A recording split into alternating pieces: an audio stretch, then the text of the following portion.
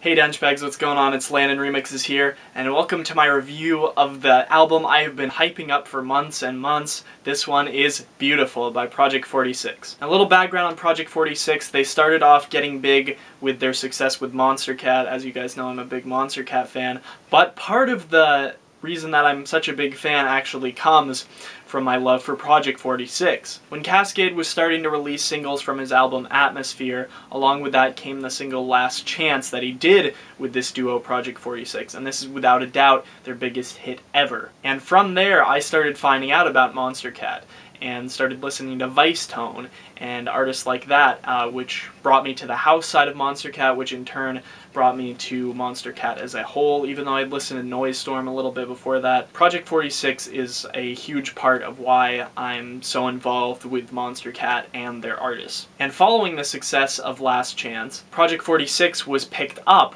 by Ultra Records, which is a huge big name label. We all know that Cascade releases there, Laid Back Luke a little bit, Dead Mouse released there for a long time, and there are a lot of big name artists that push through Ultra, and this is absolutely huge for Project 46 because the main goal of Monstercat as a label is to push artists toward labels like this and get them out of their comfort zone with new releases, and that's what I think Project 46 did very well with this new record. Like I said, this is their debut, and I think this record has everything that a debut record should have.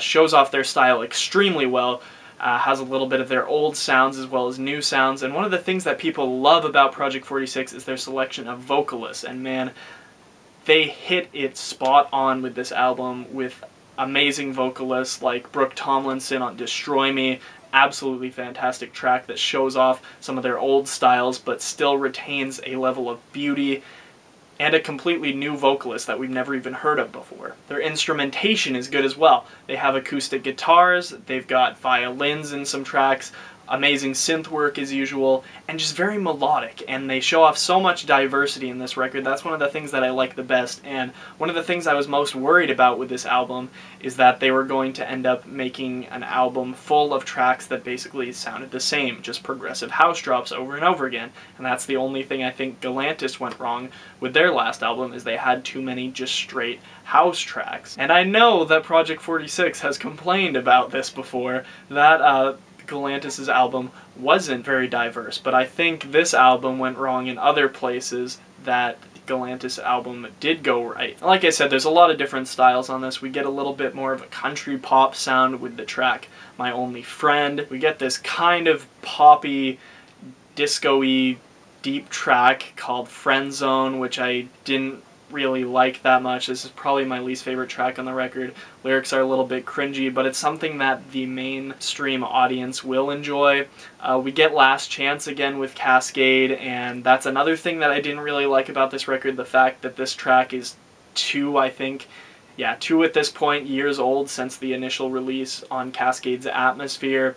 But it was re-released because obviously both of the albums were an Ultra release, and they can do that simply to tie listeners back to that track, and I think that was a very wrong approach to put a track on an album. And tracks like You by Project 46, a future house track, could have made it much better than either one of these tracks, I think.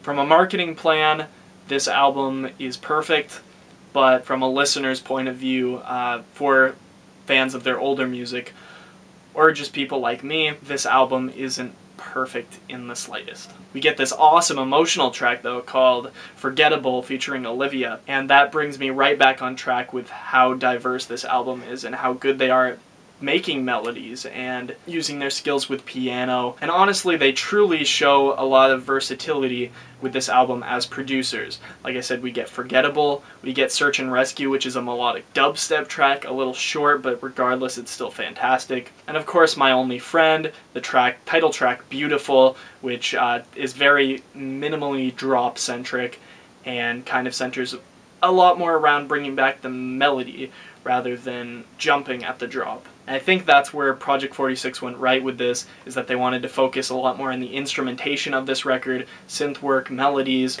rather than making it very EDM centered. And though it doesn't seem like Ultra would want to pick up a record that's very pop and country sounding and just things that aren't really dance centered, although most of this album is, it seems very weird to hear some of these tracks as Ultra Records tracks, like My Only Friend, which was an early single from this album. Honestly, as a whole, I feel like this record was basically the best Project 46 could have done. Like I said, could have replaced a couple tracks, but as a whole, this album shows off their style very well, shows off their ability as producers and as writers, and I feel like this is a very good direction other than just a couple tracks.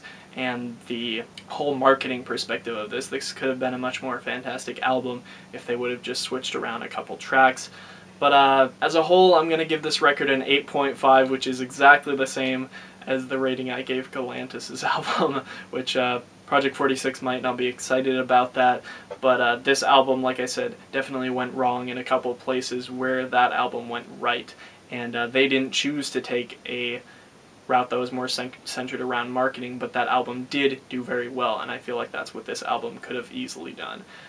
Anyway, what'd you guys think of this record? Make sure to go check it out. It releases today, at least from the point that I'm recording it. I actually had the privilege of premiering one of the probably upcoming singles on this album, Destroy Me. Like I said, one of the most beautiful tracks on it. I had the privilege of premiering it on Your EDM, and that was a very cool thing, for me at least.